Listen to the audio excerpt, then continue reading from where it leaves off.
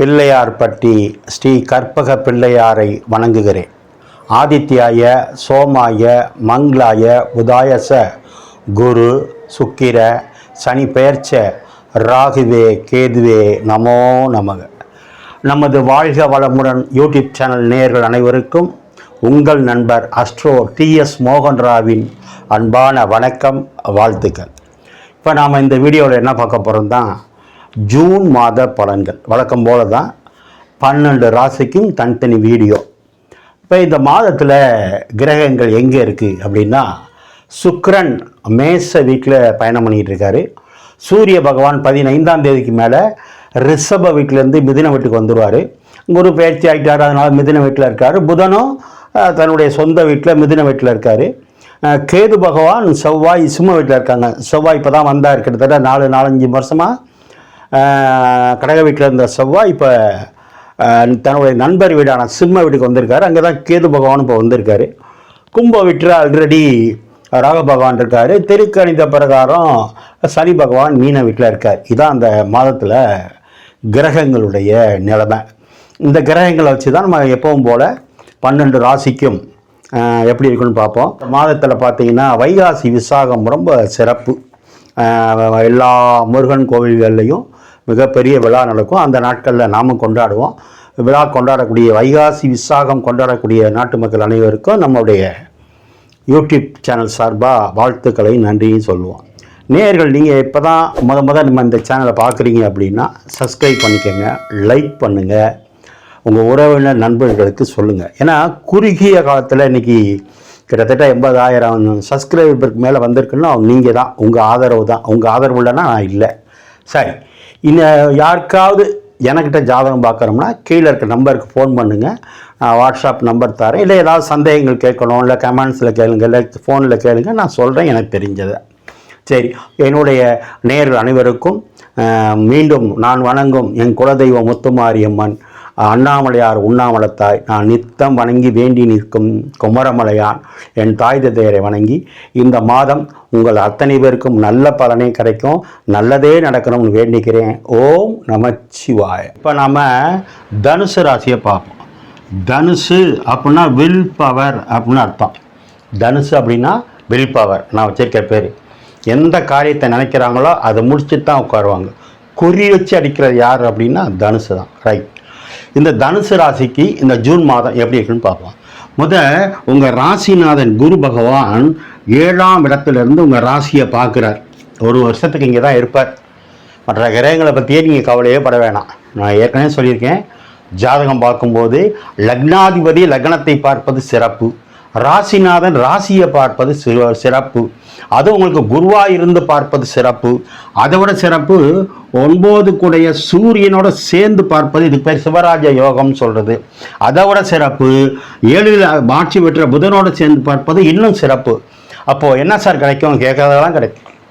இன்றைக்கி பிறந்த குழந்தையிலேருந்து 3 வயசை தாண்டினவங்க வரைக்கும் உங்களுக்கு என்ன வேணுமோ அத்தனையும் கிடைக்கும். குரு உங்களை பார்க்குறார், ஒரு சுபர் உங்களை பார்க்குறார், நீங்களே உங்களை பார்க்குறீங்க, நீங்களே உங்கள் வீட்டை பார்க்குறீங்க. அப்போ உங்களுக்கு தேவையானது அத்தனையும் கிடைக்கும்.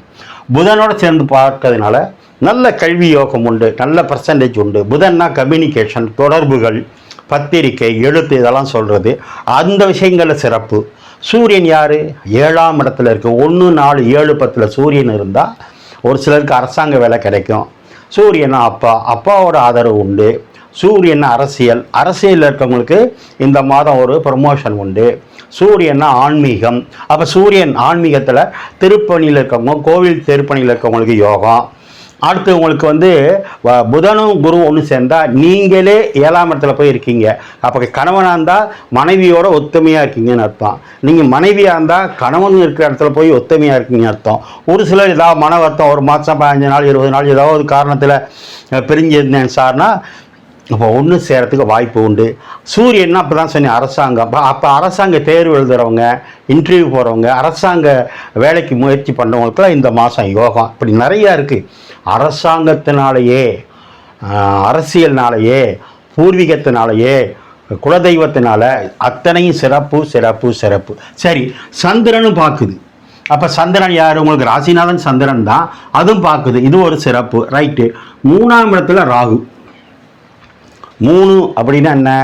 தைரியம், வீரியம், கீர்த்தி, புகழ், அந்தஸ்து, தொடர்புகள், ஸ்தானம், செல்ஃபோனு, பேட்ரி, சிம் கார்டு, எல்லாமே 3ஆம் இடம். 3ஆம் இடம் தான் சார் ஒரு ஜாதகம் ரொம்ப முக்கியமான இடம்.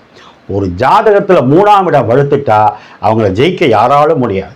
3ஆம் இடம் ஒரு சிறிய மறைவு ஸ்தானம் தான்.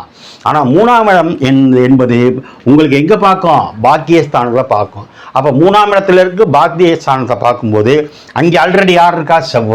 செவ்வாய் யார்? உங்களுக்கு 5 கூடையவர். அப்போ நீங்கள் மட்டும் தைரியமாக இல்லை, உங்கள் பிள்ளைங்க தைரியமாக இருக்குது, குலதெய்வம் வலுவாக இருக்குது. 12ஆம் இடமும் செவ்வாய் தான். 12ஆம் இடம் தான் கோவில் கும்பாபிஷேகம் சொல்கிறது. 12ஆம் இடம் நிம்மதியாக இருக்கிறது. 12ஆம் இடம் பக்தி. 12ஆம் இடம் தூங்குறது. 12ஆம் இடம் படுக்கை அறை. அப்போது இந்த இடங்கள்லாம் உங்களுக்கு சிறப்பு. நிம்மதியாக மனுஷன் தூங்கினாலே வியாதி இல்லை. சரி, 4ஆம் இடத்துல சனி பகவான் இருக்கலாமானா இருக்கக்கூடாது. ஆனால் இவருக்கு வீடு குத்த குரு சூரியனோடு சேர்ந்து பாக்கியாதிபதியோடு சேர்ந்து ராசியை பார்க்கறதுனால 4ஆம் இடத்து சனி பகவானை பற்றி கவலைப்பட இல்லை. ஆனால் அவர் எங்கே பார்க்குறாரு? 10ஆம் இடம் தொழில் ஸ்தானத்தை பார்க்குறாரு. தொழிலில் ஒரு மாற்றம் இருக்கும். அல்லது சனினா அந்நிய தேசம், அந்நிய பாஷை பேசுகிறவங்கனாலேயோ, வெளிநாடு, வெளி மாநிலம், வெளி மாவட்டத்தினாலேயோ தொழில் பண்ணுறவங்களுக்கு யோகம். அடுத்து 5ஆம் இடத்துல சுக்கிரன் இருக்கலாம். சுபகிரகம் திரிகோணத்தில் இருந்தால் யோகம்தான். அந்த சுக்கிரன் உங்களுக்கு 6 கூட நல்லவர் இல்லை தான். ஆனால் அவருக்கு 12ல் மறைஞ்சதுனால யோகம். சுக்கிரன்னா நம்ம மனைவி. அப்போ ஏற்கனவே சொன்னேன், கணவன் மனைவி ஒற்றுமை நல்லாயிருக்கும். சுக்கிரன்னா யார்? உங்கள் அத்தைக்கும் உங்களுக்கும் ஒரு உறவு இனிப்பாக இருக்கும். சுக்கிரன்னா யார்? சகோதரி, அவங்களால இனிப்பாக இருக்கும். உங்களுக்கு உயர் அதிகாரி பெண்ணாக இருந்தால் இந்த மாதம் 1 மாதத்துக்கு ஃப்ளெக்சிபிளாக இருக்கும். அப்படி சொல்லிகிட்டே போகலாம். அடுத்து பார்த்தீங்கன்னா செவ்வாய் பாக்கியத்தில் இருக்குது. செவ்வாய் அவர் நண்பர் வீடான சூரியன் வீட்டில் இருக்குது. அந்த சூரியன் உங்களை பார்க்குது. அப்போ செவ்வாய்னா என்ன? பூமி. செவ்வாய்னா என்ன? கட்டிட பொறியாளர். செவ்வாய்னா செங்கற்கலவா, இடம் வாங்கி விற்கிறவங்க, பிளாட் போட்டு விற்கிறவங்க.